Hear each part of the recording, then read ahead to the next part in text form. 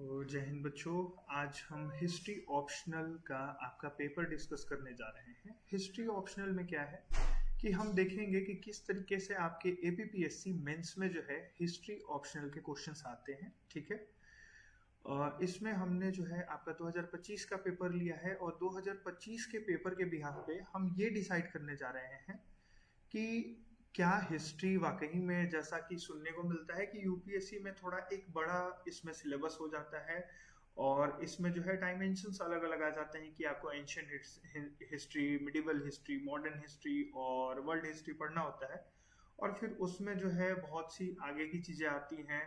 तो बच्चे थोड़ा सा कहते हैं कि एक लंबा सिलेबस है। हम आज आपके एपीपीएससी के अकॉर्डिंग आपके हिस्ट्री ऑप्शनल 2025 में किस तरीके के क्वेश्चंस पूछे गए थे उसको लिखने की कोशिश करेंगे और मैं आपको बताऊंगा कि किस तरीके से अगर आप अपना आंसर लिखते हैं तो क्या बोला जाएगा उसको कि बेस्ट आंसर होगा।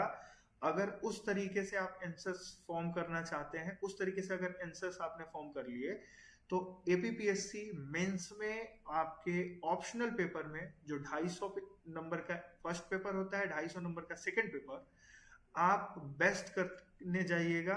फिर उसमें आपको कोई गड़बड़ी नहीं होगा, मेंस में आप अच्छा खासा मार्क्स लाइएगा। आई थिंक कि आपके ऑप्शनल में अगर 500 में से 300 प्लस आप स्कोर कर रहे हैं तो आप एक बेहतरीन जो है वो नंबर स्कोर कर रहे हैं अपने ऑप्शनल में, क्योंकि ऑन एन एवरेज जीएस में सब लोग सेम ही स्कोर कर रहे होते हैं।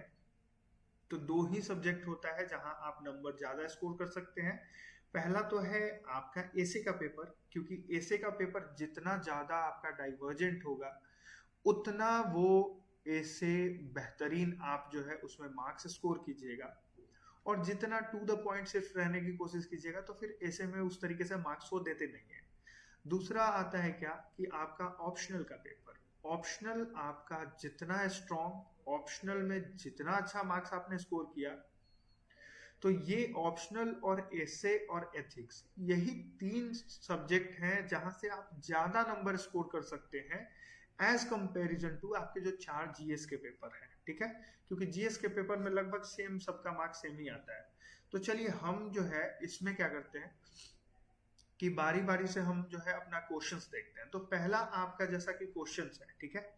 तो फर्स्ट क्वेश्चंस हमको देखने को क्या मिल रहा है कि हम देख रहे हैं क्या कि इसमें जो बात करी जा रही है वो क्या करी जा रही है कि आपका जो है इसमें बात किया जा रहा है कि आपको जो है एनालाइज करना है। ठीक है, तो मैं एक मिनट पहले पेन जो है आपके लिए ले लेता हूं कि पेन ले लिया मैंने, ठीक है, और रेड कलर। अब इसमें हम समझते हैं, देखिए ये जो आपका क्वेश्चन है आपके सामने, जो क्वेश्चन दिख रहा है वो क्या दिख रहा है कि analyse the key archaeological sources used for reconstructing early Indian history.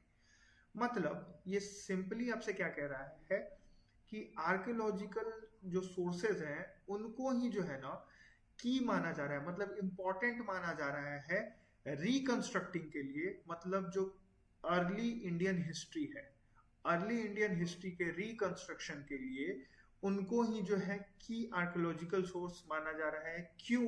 Analyse कीजिए, ये चीज आपसे बोला जा रहा है कि आपको ये चीजें एनालाइज करनी है। ठीक है, अब बात आता है क्या कि सबसे पहले हमको किसी भी क्वेश्चन, जब भी हम कोई क्वेश्चन देख रहे होते हैं, चाहे आप ऑप्शनल में देखें चाहे आप अपने जीएस में देखें, आपको सबसे पहले कीवर्ड्स को जो है एनालाइज करना आना चाहिए, कीवर्ड्स को छांटना आना चाहिए। जितनी जल्दी ये काम आप सीख जाइएगा उतना बेहतरीन आपका आंसर राइटिंग होता चला जाएगा। ठीक है, तो सबसे पहले अगर हम बात करें कि मैं यहाँ पे आपको बोलूं कि हम जो है ना वो कीवर्ड्स देखते हैं। ठीक है, तो मैं आपसे बोल रहा हूं कि हम जो पहले है यहाँ पे कीवर्ड्स जो है, इन कीवर्ड्स को जो है पहले शॉर्टलिस्ट कर लेते हैं। ठीक है, तो इस कीवर्ड्स में हम क्या देख रहे हैं कि सबसे पहले हमको क्या देखने को मिल रहा है, एक कि आर्कियोलॉजिकल सोर्सेस। ठीक है, तो आर्कियोलॉजिकल सोर्सेस क्या होता है, पहला तो हमको क्या देखने को मिला कि एक तो ये कीवर्ड्स देखने को मिला आपको। दूसरा यूज्ड फॉर रिकंस्ट्रक्टिंग, तो दूसरा क्या हमको देखने को मिल रहा है कीवर्ड्स की रिकंस्ट्रक्शन। ठीक है, तो रिकंस्ट्रक्शन ये आपको देखना है। इसके बाद में तीसरा क्या दिख रहा है आपको, तो थर्ड जो पॉइंट आ रहा है वो है आपका अर्ली इंडियन हिस्ट्री। ठीक है, तो क्या है अर्ली इंडियन हिस्ट्री। ठीक है, तो ये तीन जो है आपके सामने क्या देखने को मिल रहा है, ये आपको देखने को मिल रहा है कि आपके कीवर्ड्स है। ठीक है, अब बात कर लिया हमने कि तीन जो है कीवर्ड्स जैसे ही हमने देख लिया, तो अब करना है कि क्या आपको ये पता होना चाहिए आर्कियोलॉजिकल सोर्सेस क्या होता है। ठीक है, रिकंस्ट्रक्शन का मतलब क्या है कि दोबारा से उसको कंस्ट्रक्ट करना। तीसरा अर्ली इंडियन हिस्ट्री क्या है। जैसे ही इन कीवर्ड्स के बारे में आपको पता है तब तो आप आंसर बेहतरीन कर पाइएगा, अगर नहीं पता है इनके बारे में तब क्या होता है कि यहीं से फिर आप दो तरीके से बच्चे जो है डाइवर्ज हो जाते हैं, एक जो पूरा कहानी गढ़ने लगते हैं और दूसरे कि टू द पॉइंट वो जो है पॉइंट से आगे बढ़ते गए और आपका क्या कर रहे हैं कि वो आंसर बेहतरीन लिख के आ रहे हैं। फिर ये होता है कि एग्जामिनेशन हॉल से आप बाहर निकले, आपने बोला अरे मैं तो सीट ले लेके लिखा, ठीक है, और दूसरा बोला कि नहीं मैंने सीट नहीं लिया, लेकिन अगर उन्होंने बोला था कि 100 वर्ड्स में लिखना है तो हमने 100 वर्ड्स में ही लिखा और आई थिंक पूरा लिखा। तो इस तरीके से क्या होता है कि दो तरीके के बच्चे आते हैं। अब जब एग्जामिनर कॉपी चेक करेगा तो जैसे ही वो एग्जामिनर कॉपी चेक करेगा तो जो बच्चे ने कीवर्ड्स को देखा, कीवर्ड्स को छाटा, इन कीवर्ड्स को छाटने के बाद में इन कीवर्ड्स के बिहाफ पे ही अपने आंसर को फ्रेम किया, वो तो अच्छा मार्क्स गेन करता है। और जिस बच्चे ने पूरी रामायण कहानी लिख दी वो क्या होता है कि उतना एफर्ट डालने के बावजूद भी वो 3, 4 इससे ज्यादा मार्क्स नहीं ला पाते हैं किसी एक क्वेश्चन में। जबकि जो नॉर्मल बच्चा है जिसने कीवर्ड्स के बिहाफ पे क्वेश्चंस लिखा, ऑन एन एवरेज उसका 6, 7 इस तरीके से मार्क्स तो आ ही जाते हैं उसके। ठीक है, तो हमको ये समझना है। अब जैसे ही हम जो है हम दूसरा देखते हैं क्या कि अपना जो है दूसरा हम कहते हैं क्या कि अब तो हमने कीवर्ड्स छांट लिया। कीवर्ड्स छांटने के बाद में देखिए अब क्या होता है कि जैसे ही आपने कीवर्ड्स छांटा तो कीवर्ड्स छांटने के बाद में आपको तीन चीजें याद रखना है कि किसी भी आंसर को जब आप फ्रेम कर रहे हैं तो सबसे पहले आपका एक इंट्रोडक्शन होना चाहिए। ठीक है, तो इंट्रोडक्शन जो है आपका बिल्कुल होना चाहिए। उस आंसर में आपको क्या होना चाहिए, फर्स्ट की इंट्रोडक्शन आप इंट्रोड्यूस कराइए, मतलब जो क्वेश्चन पूछ रहा है उस बिहाफ पे आपको एक इंट्रोडक्शन डालना है। ठीक, दूसरा आता है क्या कि आपका जो है ना बॉडी आता है। ठीक है, बॉडी में क्या होता है कि उस इंट्रोडक्शन में जो चीजें बोली गई थी जो आप बता रहे हैं उसको आप लॉजिकली उसमें बॉडी में लिखिए कि हाँ क्या है, किस तरीके से ये जो हमने इंट्रोडक्शन लिखा वो लिखा। और लास्ट में एक जो आता है उसको कहते हैं कंक्लूजन। ठीक है, तो कंक्लूजन इन द सेंस कि आपने एक इंट्रोडक्शन लिखा, बॉडी लिखा, उसके बाद में आप कंक्लूड कर रहे हैं, चीजों को बता रहे हैं कि हाँ इस तरीके से हुआ था तो ये चीजें हुआ था। जैसे हमें बोला गया कि आर्कियोलॉजिकल सोर्सेज जो है वो की है किस चीज के लिए, रिकंस्ट्रक्टिंग करने के लिए जो है अर्ली इंडियन हिस्ट्री। तो आप बॉडी में क्या कीजिएगा कि बॉडी में आप इंट्रोडक्शन में आपको क्या करना है, इंट्रोडक्शन में आपको ये बताना है कि हाउ आर्कियोलॉजिकल, ठीक है ना, तो क्या बताना है आपको कि हाउ आर्कियोलॉजिकल सोर्सेज, ठीक है, तो how archaeological sources is the key for, ठीक है, constructing history of early India. ठीक है, अब आपको ये चीज बताना है, इसमें इंट्रोडक्शन में आपको क्या करना है, इंट्रोडक्शन में यही चीजें बताना है कि अगर ये क्वेश्चन पूछा गया था तो हाउ कैसे आप आर्कियोलॉजिकल सोर्सेस को ही कहोगे कि है कंस्ट्रक्शन के लिए हिस्ट्री फॉर अर्ली इंडिया। दूसरा कि यहां पे आपको छोटे में बताना है, 1 से 2 लाइन 3 लाइन में आपको जो है ये चीजें बतानी है कि कैसे, और तब फिर क्या करना है आपको, तब इंटर करना है बॉडी में। ठीक है, तो अब हम जो है क्या करेंगे कि तब जो है हम जाएंगे बॉडी में, और बॉडी में हमको प्रूफ करना पड़ेगा, ये चीजें बताना होगा कि अगर हम बोल रहे हैं कि आर्कियोलॉजिकल सोर्सेस की है constructing history of early India, तो क्यों, क्या क्या चीजें हमने देखा जिससे हमको पता चला कि हाँ यही जो था, आर्कियोलॉजिकल सोर्सेज नहीं होता तो हम जो है अर्ली इंडियन हिस्ट्री के बारे में नहीं जान पाते, ये आपको बताना है। और कंक्लूजन में क्या है, कंक्लूजन में ये है कि आर्कियोलॉजिकल सोर्सेज जो है वो बिल्कुल सही है कि की है आपके अर्ली इंडियन हिस्ट्री के जो है हिस्ट्री के बारे में जानने के लिए या उसको रिकंस्ट्रक्ट करने के लिए, बट लिटरेरी सोर्सेस भी यूजफुल होते हैं, ये आपको इस कंक्लूजन में बताना है। मतलब कि आपका पूरा इंक्लाइनेशन इस तरफ नहीं होना चाहिए कि आर्कियोलॉजिकल सोर्सेस के बिना तो कुछ हम कर ही नहीं पाएंगे। हाँ कर सकते हैं, बट इसके साथ लिटरेरी सोर्सेज यूज करेंगे तब जाकर के जो है हम बेहतर रिकंस्ट्रक्शन कर पाएंगे अर्ली हिस्ट्री का, ये आपको कंक्लूजन में बताना होता है। ठीक है, तो यहाँ पे आपको क्या करना होता है, यहाँ पे आपको जो है ना, जो आपका आर्कियोलॉजिकल है तो archaeological sources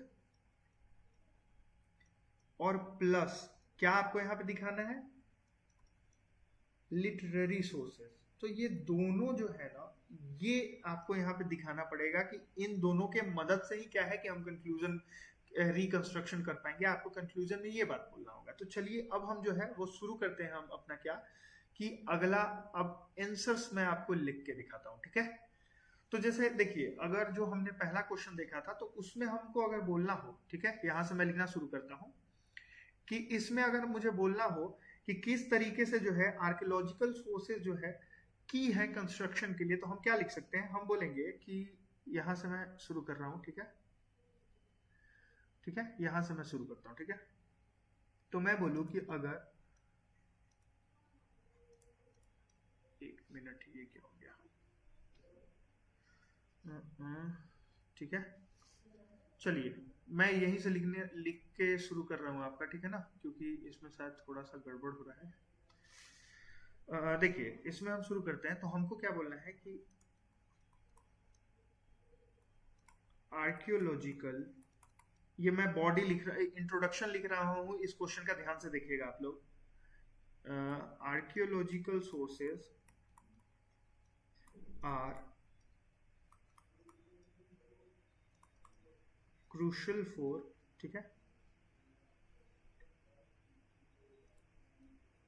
reconstructing history of early India। ठीक है, और उसके बाद आपको लिखना होगा कि पर्टिकुलरली, ठीक है, तो particularly stone age and Indus valley civilisation. ठीक है, वेयर आपको बताना होगा कि क्यों यहाँ पे इंपॉर्टेंट है, वेयर लिटरेरी सोर्सेज इज क्या है, लिमिटेड है। अब जैसा ही आपने ये इंट्रोडक्शन लिखा इस क्वेश्चन में, तो क्या जा रहा है कि आपने बोला कि हाँ आर्कियोलॉजिकल सोर्सेज जो है क्रूशियल है, बहुत इंपॉर्टेंट है, किस चीज में, reconstructing history of early India, early India की हिस्ट्री में रिकंस्ट्रक्शन के लिए काफी इंपॉर्टेंट है। उसमें भी आपने क्या बता दिया कि मोर पर्टिकुलरली, या पर्टिकुलरली बोल दिया आपने कि किस किस चीज को, स्टोन एज को और इंडस वैली सिविलाइजेशन को। क्यों यहाँ इंपॉर्टेंट है कि इनका ही रिकंस्ट्रक्शन ज्यादा इंपॉर्टेंट क्यों है आर्कियोलॉजिकल सोर्स के थ्रू, आपने बताया कि लिटरेरी सोर्सेज यहाँ पे क्या है, लिमिटेड है। लिमिटेड क्या है, मिली भी नहीं है। याद कीजिए कि क्या इसी एज को हम लोग नहीं कहते हैं कि ये जो है एक तो प्री हिस्ट्री का पार्ट है, ठीक है, एक को कहते हैं प्री हिस्ट्री और दूसरे को इंडस वैली सिविलाइजेशन को हम क्या कहते हैं कि प्रोटो हिस्ट्री है। ठीक है, क्या है, तो प्रोटो हिस्ट्री है। मतलब कि प्रोटो हिस्ट्री कहने का मतलब क्या है, आप एक बार समझ लीजिए। ठीक है, तो प्रोटो हिस्ट्री कहने का मतलब क्या है, आपको ये चीज समझना होगा कि जब मैं बोल रहा हूं आपको, ठीक है ना, जब मैं बोला कि जब मैंने बोला आपको कि प्रोटो हिस्ट्री, तो प्रोटो हिस्ट्री का मतलब क्या है ये आप समझ लीजिए। जैसे ही मैंने बोला आपको कि प्रोटो हिस्ट्री, ठीक है ना, तो मतलब हम क्या कर रहे हैं कि प्रोटो हिस्ट्री की जब बात कर रहे हैं हम, ठीक है, तो प्रोटो हिस्ट्री की जब हम बात कर रहे हैं मतलब इंडस वैली सिविलाइजेशन, जहां पे इंस्क्रिप्शंस तो है, हमको मिला है कि स्क्रिप्ट है इंडस वैली सिविलाइजेशन का, एक पिक्टोग्राफिक स्क्रिप्ट है, बट वो क्या है कि हम आज तक उसको डिसाइफर नहीं कर पाए हैं, पढ़ नहीं पाए हैं, ठीक है। तो जब ये आपका इंट्रोडक्शन एग्जामिनर देखा, वो सब कुछ समझ गया कि हाँ, इस बच्चे को पता है कि आर्कियोलॉजिकल सोर्सेस कहाँ, कौन कौन से एज के लिए क्रूशल है, कौन कौन से एज के लिए क्रूशल नहीं है, ठीक है। तो ये तो हो गया आपका इंट्रोडक्शन। मैं लिख देता हूं ऊपर कि इसको कहते हैं इंट्रोडक्शन, ठीक है। तो क्या है, ये है आपका इंट्रोडक्शन।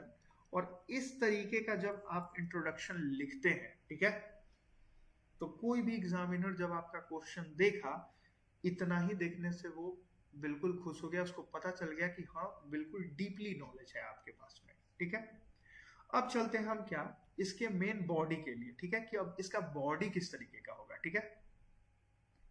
तो बॉडी जब आप जाते हैं तो आपको क्या करना है कि बॉडी में आपको अब ये प्रूफ करके दिखाना है कि क्यों ये जो है ना आर्कियोलॉजिकल सोर्सेस इंपॉर्टेंट थे। तो जब हम प्रूफ करना है तो हम क्या कहेंगे, कहेंगे कि हम ऐसे बोल सकते हैं कि एक्सकवेशन, ठीक है ना, एक्सकवेशंस कंडक्टेड बाय ASI, इतना भी लिख दोगे तो चलेगा, या फिर आप आर्कियोलॉजिकल सर्वे ऑफ इंडिया, दोनों लिखोगे चलेगा। ASI क्या करता है हम लोगों को कि कुछ तो जो है ना प्रोवाइड्स करता है, ठीक है, फॉलोइंग मटेरियल्स, ठीक है। तो क्या क्या मटेरियल्स जो है एक्सकवेशंस जो है वो हम लोगों को प्रोवाइड्स करता है, ये हमको देखना है, ठीक है। उसमें हम बोलेंगे क्या कि आपको पता है कि टूल्स मिलते हैं, ठीक है, अर्ली टूल्स मिले, उसके बाद में पोट्री मिली, उसके बाद में सील मिला है, हड़प्पन सील, उसके बाद में कुछ स्कल्पचर्स मिले हैं, ठीक है, जिसमें आपको पता है मदर गॉडेस की मूर्तियां हैं। और इसके साथ साथ क्या मिला है, तो कुछ जो है आपको स्ट्रक्चरल जो है ये रिमेन्स भी मिले हैं, जिसमें आपको पता होगा कि मोहनजोदड़ो में आप जब आगे बढ़ते हैं तो क्या क्या मिला है आपको। मोहनजोदड़ो में आप देखते हैं ग्रेट बाथ मिलता है, फिर हड़प्पा जाते हैं तो वहां पे ग्रेट ग्रेनरीज मिलता है, मोहनजोदड़ो में भी ग्रेट ग्रेनरीज पाया जाता है, फिर लोथल आते हैं डॉकयार्ड मिलता है। तो ये सारी चीजें आपको मिल रखा है, ठीक है। कालीबंगन जाते हैं तो प्लो फील्ड मिलता है आपको, इस तरीके से अलग अलग चीजें मिल रखी हैं। ये जब आपने लिखा तो उसको पता है कि हाँ एक्सकवेशन से, फिर एग्जामिनर देखा आपका तो बोला कि क्या, कि बहुत अच्छा है, बहुत बेहतरीन, इस तरीके से आपने लिखा। अब आपको क्या करना है कि इन्हीं में से कुछ को, जैसे टूल्स क्या था, पोट्रीज क्या था, सील्स क्या था, स्कल्पचर्स क्या था, इन सब के बिहाफ पे किस तरीके से हमको वहां की पॉलिटी के बारे में पता चलता है, उनका एडमिनिस्ट्रेशन किस तरीके से होता है ये पता चलता है, या उनका सोसाइटल जो है सोसाइटी किस तरीके का था ये पता चलता है, उनके कल्चर में, रिलीजन में क्या क्या चेंजेस आ रहा था, इन सब चीजों को पढ़ने से जो जो हमको आज तक पता चला है, दो तीन पकड़ के एक्सप्लेन कर देना है और कंक्लूजन लिख देना है, ठीक है। तो अब इसमें हम चलते हैं क्या, कि इसमें हम देखते हैं आपको कि हम लोगों को देखना होगा क्या कि एक्सप्लेन किसको किसको करना है। तो हम कुछ कुछ एक्सप्लेन कर देते हैं। जैसे सबसे पहले मेरा मन है कि मैं जो है ना टूल्स क्या होते हैं, तो टूल्स के बिहाफ पे कैसे हम जो है अर्ली हिस्ट्री की जो अर्ली पीरियड का जो हिस्ट्री है उसको कंस्ट्रक्ट करते हैं, ये हम देखते हैं। तो हम बोल सकते हैं क्या कि टूल्स क्या करता है, तो टूल्स जो है ये मैं बोल सकता हूँ, एक मिनट, टूल्स को मैं क्या कह सकता हूँ, टूल्स को मैं बोलूंगा कि टूल्स क्या कर रहा है, तो टूल्स जो है, टूल्स क्या कर रहा है, टूल्स को हम समझते हैं कि टूल्स हम लोगों को एक चीज समझ में आना चाहिए कि क्या कर रहा है। तो ये जो है ये रिवील्स कर रहा है किस चीज को, सबसिस्टेंस को, ठीक है। अब कहोगे आप सबसिस्टेंस क्या होता है, subsistence pattern of prehistoric age, ठीक है। मतलब कि वहां पे आप क्या देख रहे हो, किस तरीके के टूल्स मिल रहे हैं आपको। तो आपको देखने को मिल रहा है क्या कि हैंड एक्स मिल रहा है, ठीक है। उसके बाद में क्या मिल रहा है, तो क्लीवर्स मिल रहे हैं, ठीक है, इस तरीके की चीजें मिल रही है, ठीक है। उसके बाद में क्या मिल रहा है, आपका स्क्रैपर मिल रहा है, ठीक है। तो स्क्रैपर मिल रहा है। ये सारी चीजें क्या बता रही हैं कि ये बेसिक यूटिलिटी की चीजें हैं। हैंड एक्स का मतलब क्या है कि आप जो है हाथ से स्टोन को जो है हैंड से यूज करके और किसी चीज को फोड़ने तोड़ने के लिए आप यूज करना चाहते हैं। क्लीवर से जो है खुदाई करना चाहते हैं। स्क्रैपर जो है वो तने की छाल को आपको छीलना है। तो इस तरीके से आपने बताया कि टूल्स क्या कर रहा है, subsistence pattern of prehistoric age को बता रहा है। मतलब कि यहाँ जो टूल्स है ये बता रहा है कि सिर्फ जीवन जीने के लिए इन टूल्स का यूज किया जा रहा है। तो सही बात है। तो एक तो हमने टूल्स को एक्सप्लेन कर दिया। फिर दूसरा अगर हमको करना होगा तो फिर हड़प्पन सील को कर देते हैं, क्योंकि हड़प्पन सील जो है, हड़प्पन सील्स को पढ़ने से या उनको वो जब मिले थे तो हमको क्या पता चला था, इससे क्या पता चला था। तो हम कह सकते हैं कि हड़प्पन सील से आप देखिएगा, या हड़प्पन सील से आप देखिएगा क्या कि ये क्या रिफ्लेक्ट करता है। तो आप कह सकते हैं कि इट रिफ्लेक्ट्स क्या कर रहा है, रिफ्लेक्ट्स तो एक्सीलेंट प्रोग्रेस, ठीक है। क्या कर रहा है, एक्सीलेंट प्रोग्रेस जो है, एक्सीलेंट प्रोग्रेस को किस चीज में, तो जो हड़प्पा का सोशियो इकोनॉमिक कल्चर है, ठीक है। सोशियो इकोनॉमिक कल्चर जो है हड़प्पा का, तो सोशियो इकोनॉमिक कल्चर या सोशियो इकोनॉमिक आप यहाँ पे ऑर्गेनाइजेशन बोलिए, तो इसमें क्या देखने को मिल रहा है आपको कि एक बेहतरीन प्रोग्रेस देखने को मिल रहा है। क्यों, अब सोशियो इकोनॉमिक क्यों, तो आप कहते हैं देखिए सोशियो इकोनॉमिक इसलिए मैं कह रहा हूं कि उनका सोसाइटी कितना बेहतरीन था। एक तरफ जो है वो क्या था, लोअर टाउन अपर टाउन। लोअर टाउन में भी जो है 2 लेयर्स की या मल्टी लेयर जो है मल्टी फ्लोर्स की बिल्डिंग आपको देखने को मिल रही थी। हर घर में आपको क्या देखने को मिल रहा था, वेल देखने को मिल रहा था, किचन देखने को मिल रहा था, बेडरूम था। सारी चीजें बहुत स्मूथ थी। हर लोग जो है फ्लरिश कर रहा था, ट्रेड बाकी सारी चीजें सब कुछ थी। तो ये क्या दिखा रहा है कि हड़प्पन सील्स आपको जो है अलग अलग गोल्ड के मिल रहे हैं, सिल्वर के मिल रहे हैं। इस तरीके से जब आपको दिख रहे हैं तो ये बता रहा है क्या कि हाँ, इससे जो है सोशियो इकोनॉमिक कल्चर में कितना बढ़िया प्रोग्रेस आया है, हमको ये पता चलता है, ठीक है। इसके बाद अब बात करते हैं कि एक तो टूल्स आपने बता दिया, हड़प्पन सील्स बता दिया। इसके बाद आपको बताना होगा क्या, तो जब हम देखते हैं कि इसके बाद आपको बताना है, तो इसके बाद आप एक काम कीजिए क्या कि कुछ जो है ना आप टाउन प्लानिंग को बता दीजिए, ठीक है। एक मिनट, थोड़ा सा इसमें ना बहुत गड़बड़ हो जा रहा है मेरे से लिखने में, ये देखो। तो इस चीज के लिए माफी। तो हमको क्या देखने को मिल रहा है कि जब हम बोलते हैं टाउन प्लानिंग की जगह, जब अगर हम बात करते हैं कि क्या देखने को मिल रहा है, तो जब हम बोलेंगे कि टाउन प्लानिंग, तो टाउन प्लानिंग क्या दिखा रहा है, तो ये आपको दिखा रहा है कि बेटर मैनेजमेंट सिस्टम, ठीक है।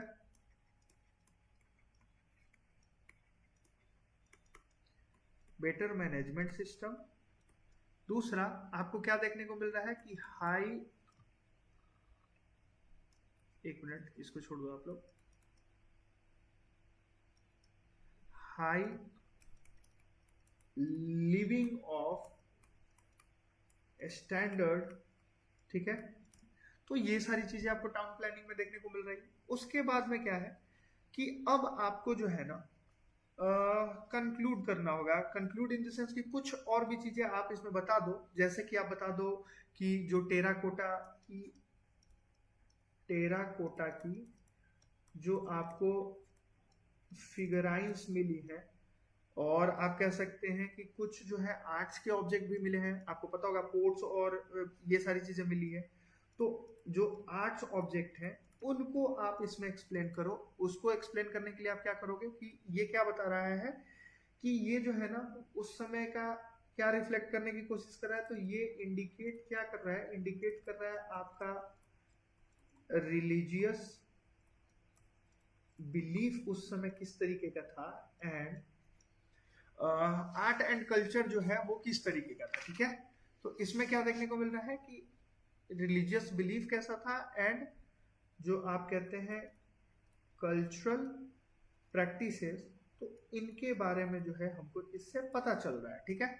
तो ये हो गया आपका मेन बॉडी, कि मेन बॉडी में आप इतनी चीजों को डालेंगे। फिर जैसे ही आप मेन बॉडी कंक्लूड करते हैं, तो मेन बॉडी कंक्लूड करने के बाद में आपको क्या करना है, आपको जो है वो देखना है क्या, कि जैसे ही आपने मेन बॉडी कंक्लूड कर लिया, तब आपकी बारी आती है किस चीज की, तो मैंने बोला था कि तब आप कंक्लूजन लिखिएगा, ठीक है। तब आपको कंक्लूजन लिखना होगा। आप कंक्लूजन में क्या लिख सकते हैं आप, तो कंक्लूजन में मान लो कि मैं बोलूं कि ठीक है, मैं बोलूंगा कि हाउएवर, ठीक है ना, आर्कियोलॉजिकल, ठीक है, आर्कियोलॉजिकल ऑब्जेक्ट्स या सोर्सेस, कुछ भी लिख सकते हो आप। तो आर्कियोलॉजिकल सोर्सेस जो है प्राइमरली जो है वो रिफ्लेक्ट क्या करती हैं आपको, तो रिफ्लेक्ट कर रही हैं मटेरियल लाइफ को, ठीक है ना, कि मटेरियल लाइफ उनका किस तरीके का है ये तो हमको पता चल रहा है, ठीक है। और एंड तब लिखेंगे हम कि एंड मस्ट बी, ठीक है ना, मस्ट बी सप्लीमेंटेड, ठीक है। तो क्या है, सप्लीमेंटेड विथ, किस चीज के साथ में, तो हमको जो है टेक्सुअल सोर्सेस के साथ में इसको जो है सप्लीमेंट करके पढ़ना पड़ेगा। क्यों, किस लिए, तो आप बताना पड़ेगा आपको कि फॉर कॉम्प्रीहेंसिव, ठीक है, कॉम्प्रीहेंसिव, ठीक है ना, कॉम्प्रीहेंसिव हिस्टोरिकल, मैं यहां लिख देता हूं कॉम्प्रीहेंसिव हिस्टोरिकल, ठीक है, रिकंस्ट्रक्शन, ठीक है। तो इस तरीके से जब आप अपना आंसर लिखेंगे, कंक्लूजन में डाले ये, मेन बॉडी में डाले वो सारी चीजें, इंट्रोडक्शन उस तरीके का लिखे, तो क्या होगा, आपका एक बेहतरीन आप आंसर लिखे। और जब ऐसा आंसर एग्जामिनर देखता है तो वो 2 मिनट भी नहीं लगाता है, आपके लिए उसके माइंड में एक पॉजिटिव जो है एटीट्यूड बन गया कि लड़का बहुत अच्छा है, या स्टूडेंट जो एस्पिरेंट है, जीनियस है, उसको पता है चीजें। अब वो क्या करेगा कि आपने एक क्वेश्चन ऐसे लिखा, ठीक है, फिर अगला क्वेश्चन पे आएगा, ठीक है, अगला क्वेश्चन भी आपने इसी तरीके का लिखा, और इसी तरीके से आप क्वेश्चंस लिखते गए, और बीच बीच में हो सकता है कि आपको कुछ क्वेश्चंस, क्योंकि सारे के सारे क्वेश्चंस आप इतने बेहतरीन नहीं लिख सकते हैं। जब आप आंसर राइटिंग कीजिएगा तो मेंस में आपको पता चलेगा कि टाइम बाउंडिंग जो है ना, वो आपको राइटिंग होती है, वहां पे आपको 7 से 8 मिनट में लिखना ही लिखना है। आपको फ्रेमिंग भी कर लेना है, फ्रेमिंग करने के बाद में क्या क्या चीजें लिखनी है ये भी देख लेना है, और उसके बाद में एक बेहतरीन कंक्लूजन क्या लिख सकते हैं, ये सारी चीजें आपको वहां लिख देना होता है 7 से 8 मिनट में। अब 8 मिनट में क्या होगा कि चलो मैं मान के चलता हूँ कि शुरुआत के क्या है कि ये ट्रिक होता है मेंस में अपना इंप्रेशन जो है एग्जामिनर के सामने बेहतरीन बनाने का, कि हम शुरुआत के 5 क्वेश्चन बहुत बेहतरीन लिखे, 9 घंटे कह रहा हूं मैं, 9 मिनट 10 मिनट लगा के हम 5 क्वेश्चंस लिखे, ठीक है। फिर उस 5 क्वेश्चंस के बाद नीचे जब हम आ रहे हैं तो थोड़ा सा शॉर्ट में निकले, और फिर लास्ट में जो 2-3 क्वेश्चन है उनको भी फिर टाइम लेकर के हम बेहतरीन लिखे। तो क्या है कि एग्जामिनर जो है ना, एक बार आपका इंप्रेशन बन गया उसके सामने पॉजिटिव, तो बीच में अगर आप थोड़ा बहुत गड़बड़ भी करोगे कोई नहीं, वो उसका हाथ बैठ गया है कि वो सीधा क्वेश्चन सही जाएगा। अगर 6 नंबर ऊपर से आपको देता आया है या 7 नंबर ऊपर से देता आया है, तो 7 7 7 7 इस तरीके से बिठाता हुआ निकलेगा। और ये क्या है, यही एक तरीका है जिससे जो है आप अपने एग्जाम में बहुत बेहतरीन मार्क्स स्कोर कर सकते हैं ऑप्शनल में। और ऑप्शनल 500 मार्क्स का है, तो अगर उसमें 300 प्लस स्कोर कर रहे हैं तो आप एक बेहतरीन जो है एस्पिरेंट है। ये चीजें आपको करना पड़ेगा, ठीक है। तो एक तो क्वेश्चन आपको ये हो गया, एक मैं एक क्वेश्चन आपको और मैं लिख के दिखाता हूं, और फिर उसके बाद में फ्रेमिंग करते जाएंगे कि आपको कीवर्ड्स पहचानना आना चाहिए, क्या क्या कीवर्ड्स छानना है ये आपको समझना पड़ेगा, ठीक है। तो चलिए हम जो है चलते हैं अगले क्वेश्चन पे। अगला क्वेश्चन जो है हमारा वो क्या है, ये देखो आप। अगला क्वेश्चन कह रहा है कि analyse the major neolithic site in India and their significance in understanding early human settlement, ठीक है। अब फिर से बात आती है क्या कि इसमें आपको फिर से आपके दिमाग में एक चीज जो है दौड़ जानी चाहिए, क्या कि इसमें फिर से जो है आपको कीवर्ड्स पता होने चाहिए, ठीक है, कि क्या क्या कीवर्ड्स है ये आपको पता होना चाहिए। तो क्या है सबसे पहला कि देखिए कह रहा है क्या कि नियोलिथिक साइट, ठीक है, एक तो ये सर्किल कर लो आप कि नियोलिथिक साइट कहाँ पे, इंडिया में, ठीक है। तो नियोलिथिक साइट, तो कीवर्ड्स में मैं कह सकता हूं क्या कि पहला जो हमारा कीवर्ड्स है वो क्या है, नियोलिथिक साइट्स, ठीक है, एक तो ये बात हो गया। दूसरा क्या कह रहा है कि their significance in understanding early human settlement, ठीक है।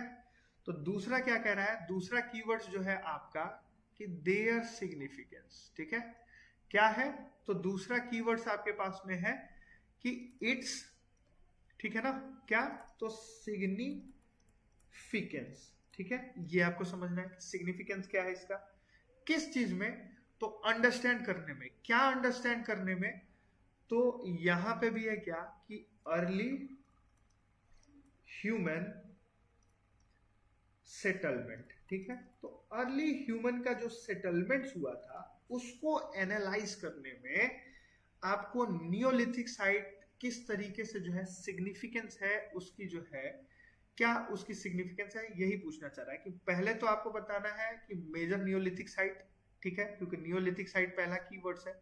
तो कौन कौन से नियोलिथिक साइट है इंडिया में, कम से कम 3-4 तो आपको पता होना चाहिए। अब ये नहीं पता होगा तो आंसर में फैक्ट्स कहां से आएंगे, तो फैक्ट्स जब कहते हैं ना कि हम जब आंसर राइटिंग करना चाहते हैं तो आंसर राइटिंग में जो फैक्ट्स है, ये फैक्ट्स कहां से आ रहा है, ये आपको पढ़ने से आ रहा है। जितना ज्यादा अंडरस्टैंडिंग डीप होगा आपका, जितना ज्यादा आप एक बार, दो बार, तीन बार रिवीजन कर चुके हैं, उतना बेहतरीन आपका क्या होगा, फैक्ट्स स्ट्रॉन्ग होगा, ठीक है। दूसरा कि नियोलिथिक साइट जैसे ही आपको पता चल गया तो उसका सिग्निफिकेंस का आपको बताना है कि इसमें अर्ली ह्यूमन के सेटलमेंट में, ठीक है। तो ये 3 कीवर्ड्स है। अब फिर जैसा मैंने बोला था कि इस कीवर्ड्स को देखने के बाद हमको क्या करना है, तो हमको फिर से एक फ्रेम बनाना होगा, क्या, पहला कि एक तो आपको इंट्रोडक्शन जो है, इंट्रोडक्शन बनाना है इस क्वेश्चन का, ठीक है। तो फर्स्ट चीज तो आपको यही करना है। दूसरा क्या कीजिएगा, तो दूसरा जो है आपको करना क्या है कि बॉडी आपको फ्रेम करना है, तो बॉडी फ्रेमिंग, तो बॉडी फ्रेमिंग आपको करना है। तो बॉडी फ्रेमिंग जब कर लेंगे तो थर्ड स्टेज क्या आएगा कि आपको एक कंक्लूजन लिखना है, ठीक है। इसी तरीके से जो है आंसर राइटिंग चलता है। तो ये 3 आप स्ट्रक्चर बनाइएगा।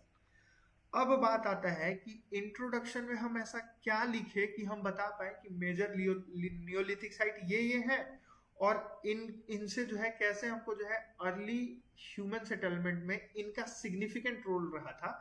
अब इस चीज को सोचना है और इस तरीके से हमको दिमाग में लाना है। तो अब मैं अगर आपको इसमें कहूंगा कि अगर मुझसे आप लिखवाओगे इस तरीके का इंट्रोडक्शन, तो मैं पहले हिंदी में बता देता हूं, फिर आप इंग्लिश में समझना कि किस तरीके से मैं बोलूंगा। अगर मेरे साथ बोलोगे तो हम बोलेंगे कि नियोलिथिक साइट इंडिया में जो है वो इस तरीके से है। मैं बता दूंगा बुर्जहोम और गुफकरल जम्मू एंड कश्मीर में, चिरांद ले लूंगा बिहार में, और कोल्डी हवा ले लूंगा यूपी में बेलन वैली, ठीक है।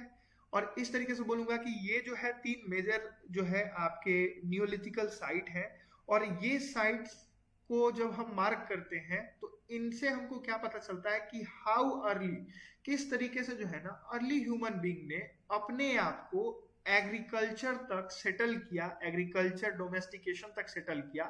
कहां से, तो जहां से वो हंटिंग एंड गैदरिंग पे थे। तो हम इसमें क्या यही बताएंगे कि इन साइट्स को देखने से हमको यही पता चलता है कि किस तरीके से ह्यूमन बींग्स ने अपने आप को इवॉल्व किया, और वो कहां से कहां पहुंच गए, तो वो जो है आपके पहुंच गए हंटिंग गैदरिंग से एग्रीकल्चर, डोमेस्टिकेशन और सेटल लाइफ तक। तो मैं अब आपको इसका एक इंट्रोडक्शन लिख के दिखाता हूं तो आपको समझ में आएगा। जब मैं बोलूं कि अगर इंट्रोडक्शन लिखना है इसमें, तो मैं इस तरीके से लिख सकता हूं, कहूंगा कि major neolithic sites in India includes, मैं बोल दिया इसमें इंक्लूड्स, क्या क्या मैं दे दूंगा, तो एक तो मैं लिख दूंगा कि बुर्जहोम एंड गुफक्रल, ठीक है, कहाँ बता दूंगा, J&K में, ठीक है, ये मैं लिख दूंगा। उसके बाद मैं फिर बोल दूंगा चिरांद ये मैं बता दूंगा कि बिहार में है। और फिर इसके बाद में क्या कर दूंगा, तीसरा जो है मैं लिख दूंगा कोल्डिवा, ये कहाँ है, तो यूपी में, ठीक है। और यहाँ ईटीसी में डाल दिया कि मतलब और भी है, अभी इतना ही है, ठीक है। और मैं बोल दूं कि दिस साइट्स मार्क्स, क्या मार्क्स करते हैं, तो how early man reached eight agriculture, फिर कॉमा दे दूंगा, agriculture domestication of animals and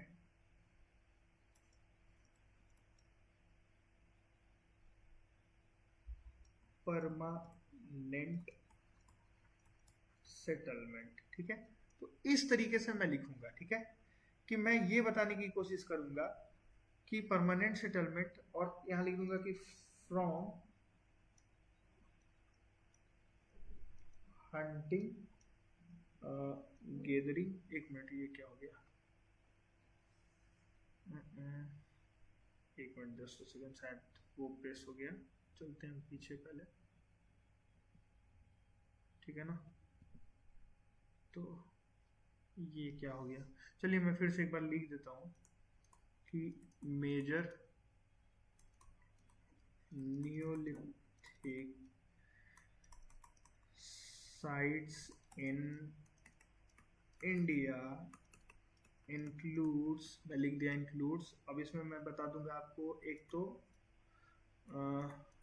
बुर्ज़होम JNK बता दिया, फिर बोल दिया बेलन वैली यूपी बता दिया। उसके बाद में फिर मैं बता दूंगा मेहरगढ़, ठीक है, बलूचिस्तान, ठीक है, और ETC लिख दिया, ठीक है। अब इन साइट्स को देखने के बाद हमको क्या पता चलता है, तो मैं बोलूंगा कि इन साइट्स को देखने के बाद हमें ये पता चलता है कि हाउ, आप ऐसे लिख सकते हैं कि दिस साइट सोर्स, ठीक है ना। एक मिनट में आपका ये पहले मिटा देता हूँ, ठीक है। तो ये क्या देखने को मिल रहा है इससे, कि अगर मैं बोलूँ कि इससे हमको क्या देखने को मिल रहा है, तो मैं बोलूँ कि, ठीक है ना, एक मिनट, तो हमको क्या देखने को मिल रहा है, हम कहेंगे कि इससे क्या हम बोल सकते हैं कि क्या देखने को हमको मिल रहा है कि these sites shows how human beings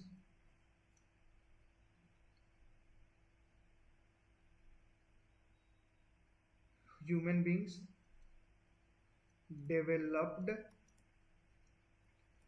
agriculture or domestication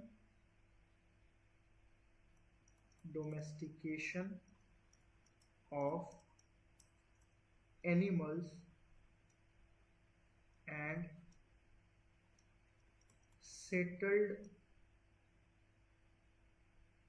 life, और परमानेंट सेटलमेंट, जहां एक जगह पे रुका था उन लोगों ने, तो सेटल्ड लाइफ।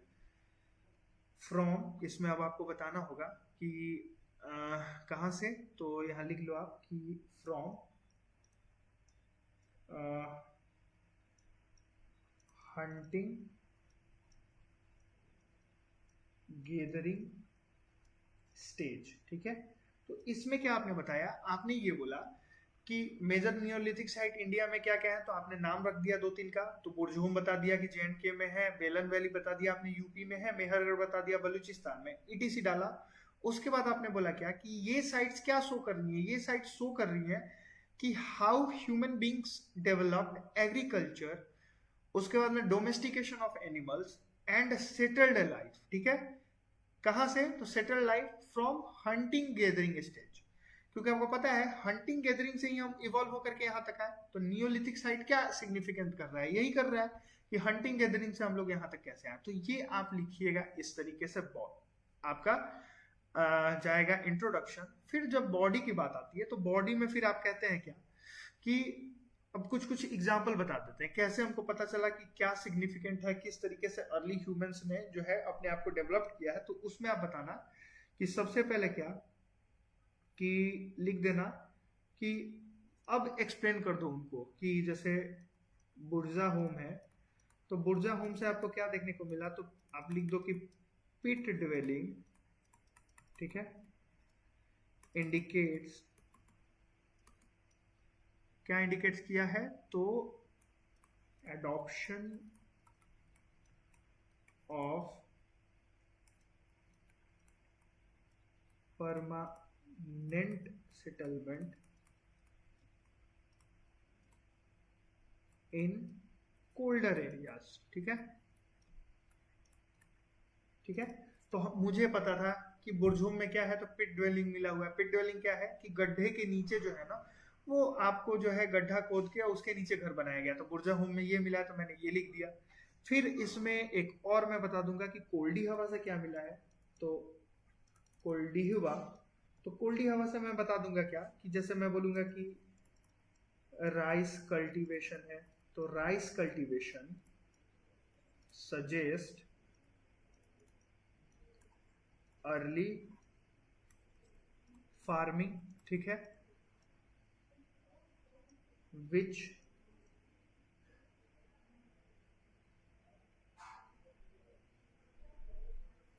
डेवलप्ड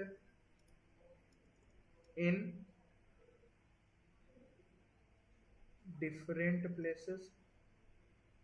ठीक है, ये हम लिख देंगे इसमें, डिफरेंट प्लेसेस में हो गया है कोल्डी हवा में। फिर जब कोल्डी हवा लिख दिया, कोल्डी हवा के बाद में फिर हम क्या करेंगे कि एक और, क्योंकि दो अच्छा नहीं लगता है तो आप एक और जो है वो कर दिए। आप बोले कि चिरांद भी, चलो आप वो कर लेते हैं। तो आपने क्या किया कि चिरांद को जो है, तो चिरांद को भी जो है आपने जो है एक्सप्लेन कर दिया। तो आपने बोला कि चिरांद क्या रिफ्लेक्ट कर रहा है, तो ये रिफ्लेक्ट कर रहा है कि यहाँ पे मिक्स्ड फार्मिंग चल रही है। ठीक है, मिक्स्ड फार्मिंग विथ किस चीज से चल रही है, तो मिक्स्ड फार्मिंग विथ टूल्स के साथ में। ठीक है, तो मिक्स्ड फार्मिंग चल रही है टूल्स के साथ में, और जो है यहाँ पे टूल्स की मेकिंग जो है वो भी की जा रही है। तो टूल्स मेकिंग प्रोसेस भी की जा रही है, जिसमें आप बता देना कि बोन्स एंड स्टोन टूल्स जो है आपको यहाँ से मिले हैं। ठीक है, तो ये आप लिख देना। फिर अब कंक्लूजन लिखने की बारी आएगी। तो अब जो है ये बॉडी इतना आपके लिए इनफ है। इसके बाद आप एक कंक्लूजन लिख देना। तो कंक्लूजन में आप क्या लिखोगे कि जब इन सब को हम देखते हैं कलेक्टिवली, तो हम कंक्लूजन क्या लिख सकते हैं। कंक्लूजन में हम लिखेंगे कि टुगेदर दीज साइट्स हेल्प, क्या कर रहा है, हेल्प ट्रेस करने में of regional variation in subsistence. ठीक है, उसके बाद में टेक्नोलॉजी। ठीक है, सबसिस्टेंस, टेक्नोलॉजी, उसके बाद में और क्या देखने को मिल रहा है, and early village life in the Indian सब कॉन्टिनेंट। तो इस तरीके से आपने लिखा दिया क्या कि जब इन सब चीजों को हमने देखा तो हमको क्या पता चला इससे कि हाँ, नियोलिथिक साइट से हमको क्या देखने को मिलता है कि नियोलिथिक के इन साइट से हमको एक तो ट्रेस ये मिला कि किस तरीके से रीजनल वेरिएशन था नियोलिथिक में, कि जब जो है कहीं पे सबसिस्टेंस की बात आ रही थी, उनके टेक्नोलॉजी में किस तरीके का चेंजेस था, या अर्ली विलेज लाइफ हर जगह का जो है अलग अलग था। तो ये चीजें आपने बता दिया, इस तरीके से आपने कंक्लूड किया। तो जब इस तरीके से आप क्वेश्चंस लिखते हैं, तो 2 क्वेश्चन, 3 क्वेश्चन, 4 क्वेश्चन जब आप इस तरीके का लिखते हैं तो एग्जामिनर फैन हो जाएगा आपका। उसको पता होगा कि हाँ ये टू द पॉइंट है, इस तरीके से लिख रहा है। तो फिर ये आगे जो है आप ऐसा बेहतरीन कर सकते हैं। ठीक है, तो चलिए 2 क्वेश्चंस आज हम रखते हैं और बाकी जो है हम कभी फिर आएंगे और किस तरीके से आपको आंसर राइटिंग करना होता है, क्या क्या चीजें होती है उसमें, वो मैं सिखाता रहूंगा। ठीक है, तब तक के लिए जो है आपकी प्रैक्टिसिंग, आप बढ़िया से पढ़ते रहिए। और इसके साथ साथ क्या है आपको कि आप जो है इसके साथ साथ आप बेहतरीन तरीके से पढ़ते रहिए और जितना ज़्यादा हो सके, ठीक है ना, जितना ज़्यादा हमारा हो सके हम प्रैक्टिस करते रहेंगे। तो ठीक है, तब तक के लिए जो है हम मिलते हैं। ठीक है, तो तब तक के लिए जो है all the best and good night to all of you. बेहतरीन तरीके से पढ़ते रहिए, आंसर राइटिंग जो है आपका बिल्कुल जबरदस्त होते रहना चाहिए। ठीक है।